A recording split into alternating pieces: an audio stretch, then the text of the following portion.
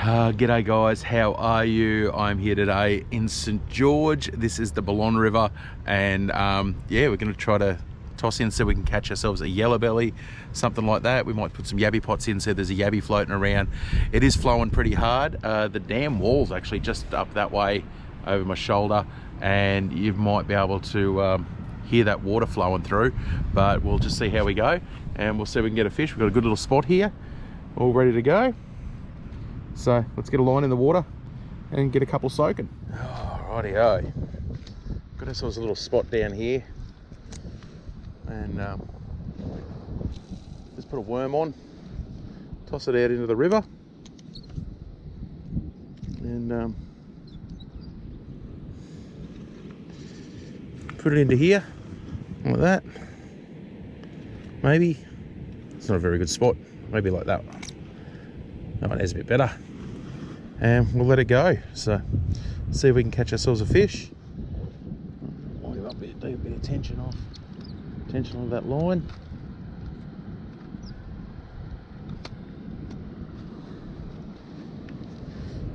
See how we go. See if we can get ourselves a yellowbelly or something. That'd be nice. Well, there we go. We've got our yabby pots in. There's one over there, and fishing line in here, and we're just going to wait and see now. Now it's just a waiting game, so let's kick back and enjoy the day for a couple of hours and see if we can find a fish.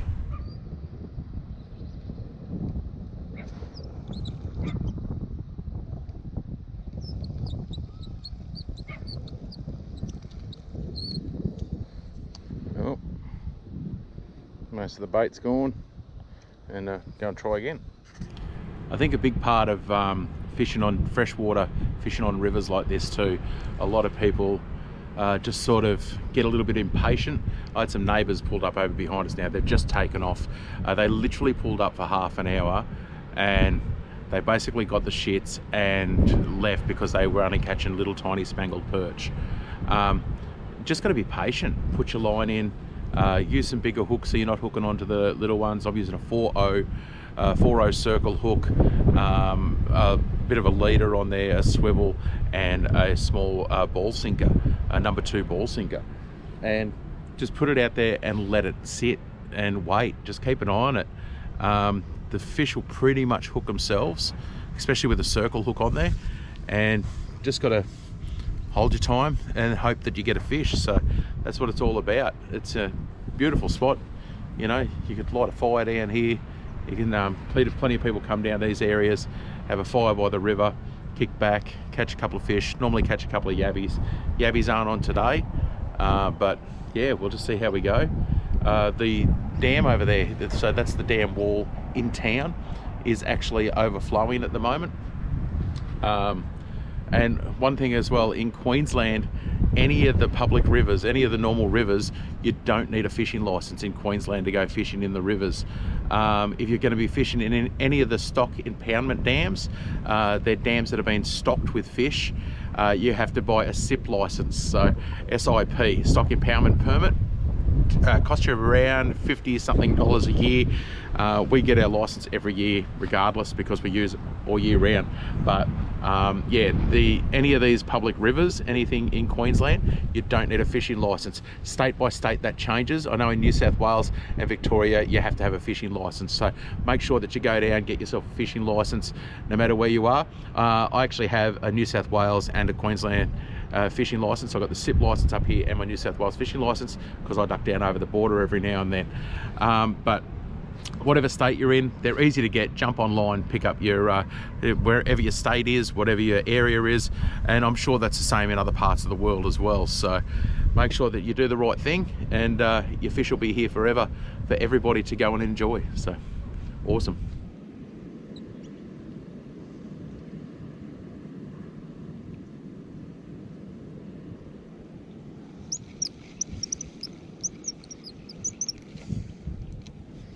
And that is an example of what I did wrong.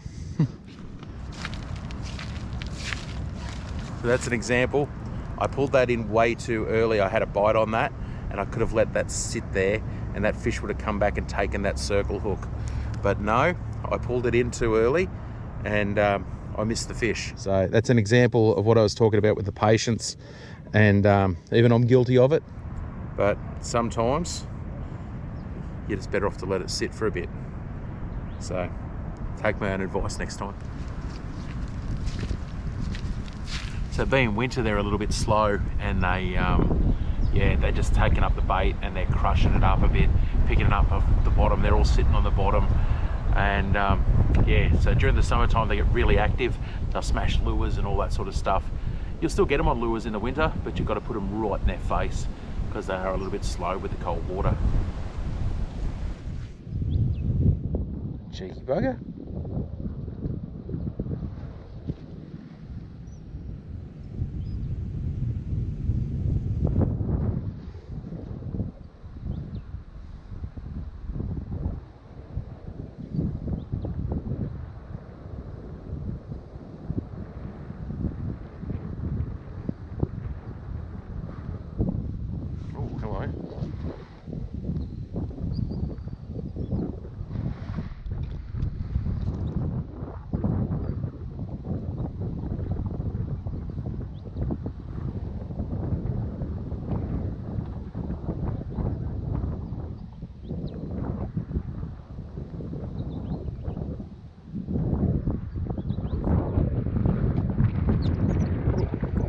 Go.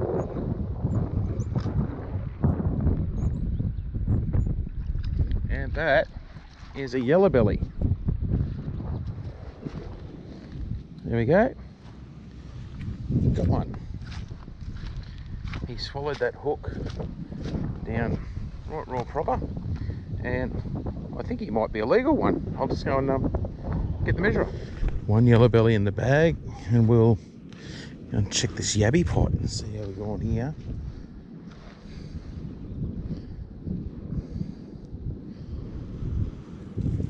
See if there's anything in there at all.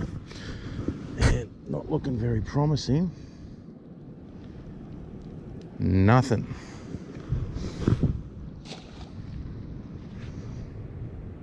And that one. Put him back into there and go and check the other one.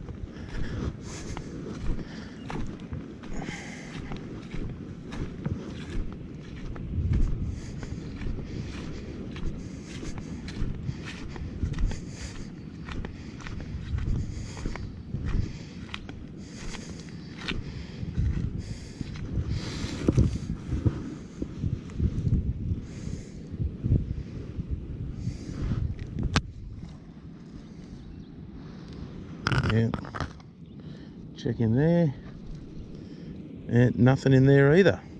Not even any shrimp. I'd say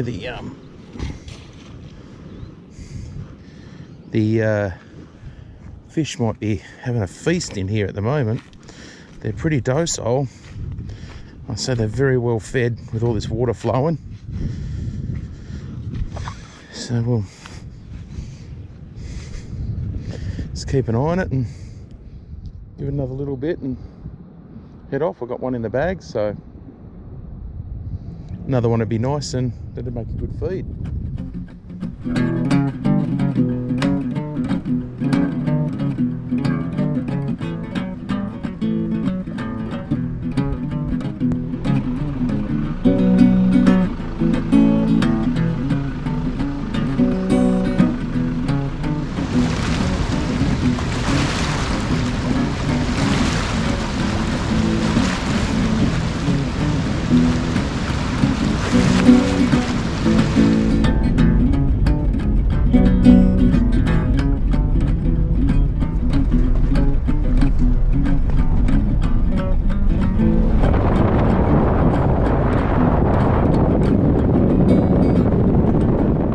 Yellowbelly all cleaned out. You see they're nice and fat little fish, and all cleaned out, ready to go. I've got it there.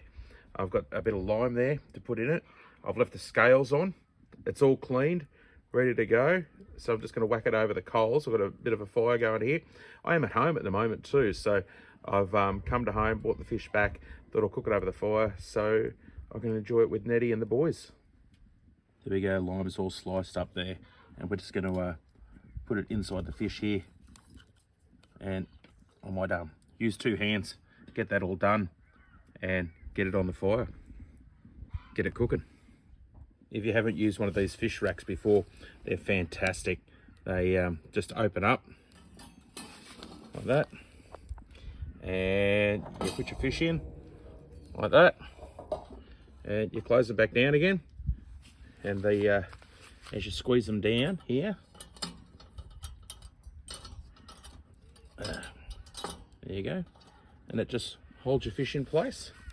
Very simple, and you can get it over the fire. That fire is probably a little bit hot at the moment, but we're going to start anyway. So, and that's as easy as it is to start cooking. So we are cooking, just got to keep an eye on it, give it a couple of turns, take about 20 minutes or so, probably a little bit less with that hot fire, but that's going to be absolutely beautiful. Oh, you can see the juices starting to seep out of that fish as the fat in it starting to render down a bit. It's going to be delicious. Like I said, that fire is really hot there. We give it a flip over and we see that fish is starting to brown up just beautifully. Doesn't matter if it goes a little bit burnt on the outside, because it's got those skin and scales on to protect it. Works like a natural alfoil. So, doing exactly what it's meant to do at the moment. Oh, check it out. That fish is looking absolutely beautiful. You can see it bubbling in there and just looking all delicious. So that skin will just peel straight off, and we'll be able to get into that real soon. Now that fish is starting to look really good there. It's bubbling away. It's all brown on the outside. What do you reckon, Nettie? Looks beautiful. Yeah. Now, you guys are pretty hungry, aren't you? Oh, don't drop the fish in the fire. So we're going to get this off to here. Now that little ring just pulls off to the side, and we just make sure that the fish comes beautiful like that. And then this here can just dangle over the back. Maybe. There we go. And then we can just hopefully get this fish off without, it's got caught in there, hasn't it? Oh, it's hot, it's hot, it's hot. Beautiful. There we go. We've got one Yellowbelly cooked on the fire. Get rid of this out of the way.